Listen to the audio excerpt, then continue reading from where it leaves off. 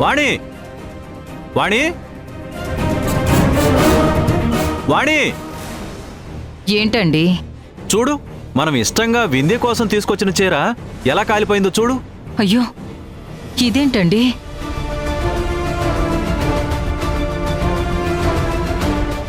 ఇదేంటి? వింధ్య కోసం మనం సంధ్య దగ్గర తీసుకొచ్చిన చీర కదా ఇది. వింధ్య కూడా చాలా బాగుందని చెప్పింది. అసలు ఇదెలా కాలిపోయింది? కాలిపోయిందా? ఎవరైనా కాల్చేశారా? ఏమ్మా మౌనిక, ఇది నీ పనా? ఏ పని? మౌనిక, ఇది ఎంతో ఇష్టంగా వింధ్య కోసం తెచ్చిన చీర.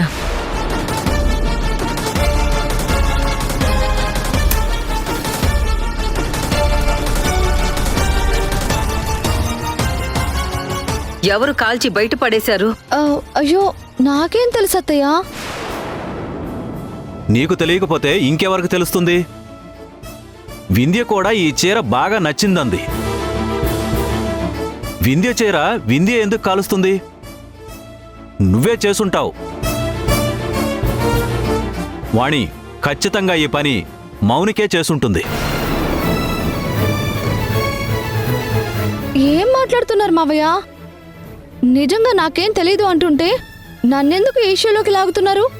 మరి నువ్వు చేయకపోతే ఇంకెవరు చేసుంటారు? నేనే చేశాను అత్తయ్య.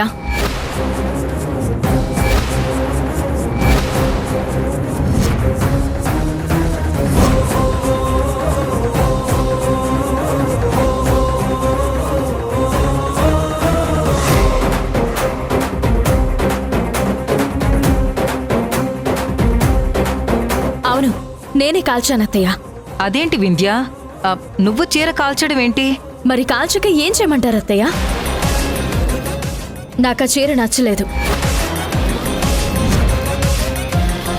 సంధ్య నచ్చలేదు, సంధ్య ప్రవర్తన నచ్చలేదు.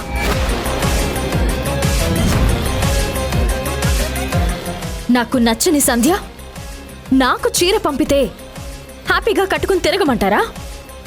అందుకే కాల్చి పడేశాను. ఇదేంటి సిస్టర్ ఇలా మాట్లాడేస్తుంది? ఇదేంటి? సంధ్య ఇచ్చిన చీర వింధ్యకు నచ్చకపోవడం ఏంటి? లేకపోతే ఏంటత్తయ్య, నా సంధ్య ఇచ్చిన చీరని నేనెందుకు కాల్చుకుంటాను? అయితే ఇది ఖచ్చితంగా మౌనిక పని అయి ఉంటుంది. మావయ్య, ఇందులో మౌనికనెందుకు ఇరికిస్తారు? ఇందులో ఎవరి ప్రమేయమూ లేదు. ఎవరి ప్రమేయం లేకపోతే చీర ఎలా కాలిపోయింది? పైగా మేము నీకోసం తీసుకొచ్చిన చీర కాలిపోతే మాకు బాధ అనిపించదా?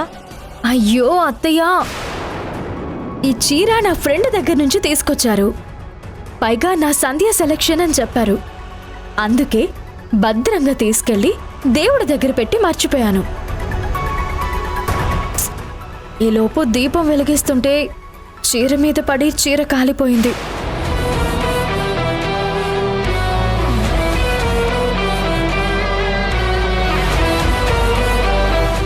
మీరు బాధపడతారని తెలిసి పైన పడేశాను. దీన్ని కూడా మీరు తప్పుగా అనుకుంటే ఎలా? మరి నా ఫ్రెండ్ సెలక్షన్తో మీరు తెచ్చిన చీర పాడైపోతే నాకెంత బాధగా ఉంటుంది అత్తయ్య? అవునవును, పాపం ఎంత బాధపడి ఉంటుంది. హేయ్, నువ్వాగు. వింధ్య, నువ్వు నిజం చెప్తున్నావా? అయ్యో, అబద్ధం చెప్పడానికి ఇందులో ఏముంది అత్తయ్య? అయినా నా చీర నేనెందుకు కాల్చుకుంటాను చెప్పండి? అయితే నా మీద ఒట్టేసి చెప్పు.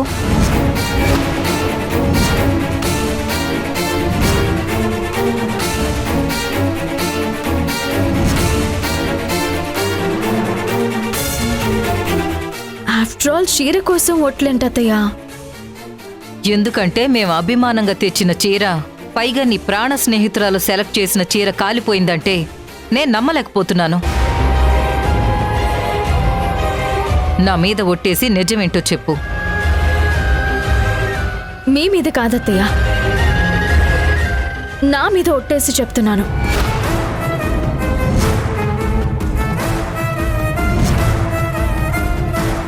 నిజంగానే దీపం మంటల్లో చీర కాలిపోయింది.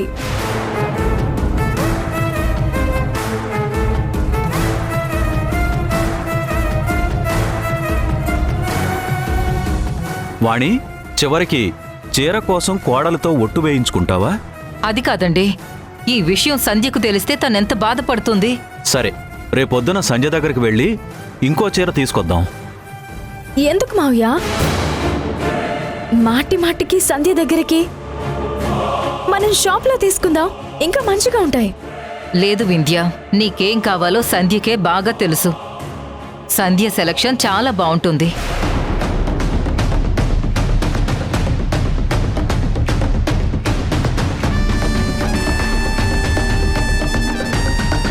చూసావా సిస్టర్, ఈ ఇంట్లో సంధ్య భజన బావే అనుకున్నాను. అత్తయ్య మావయ్య కూడా చేస్తున్నారు. సంధ్య టేస్టే బాగుంటుందంట, సంధ్య సెలక్షనే బాగుంటుందంట. ఎవరి నోట విన్నా సంధ్య సంధ్య సంధ్య.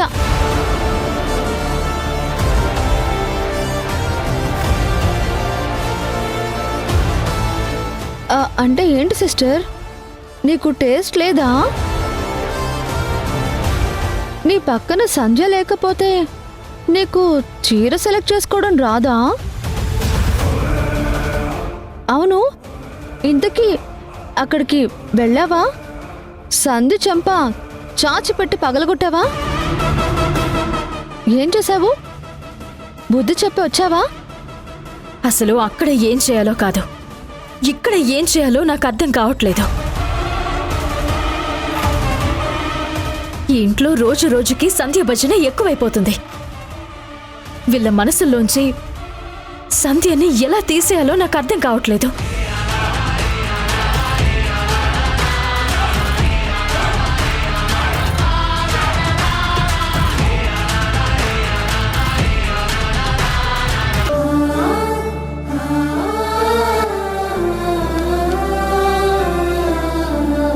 ఈ పూట గడిస్తే రెండో పూట కోసం ఎదురు చూసే బ్రతుకులు వాళ్ళవి. నువ్వెంత బరి తెగించుంటే నేను వద్దు వద్దు అన్నా గాని చెక్కు డ్రా చేసుకునుంటా.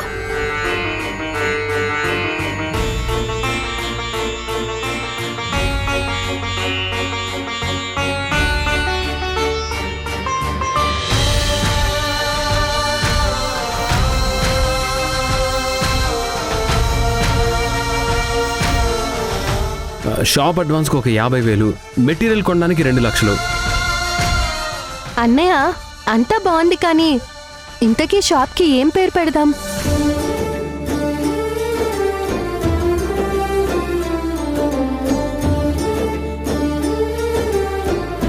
సంధ్య రా కూర్చో.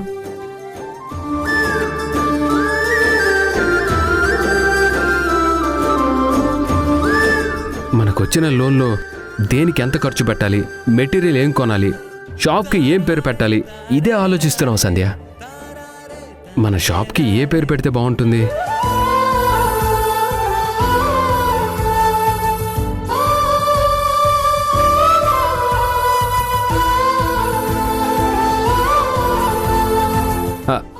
ఐడియా, వింధ్య గారి పేరు పెడితే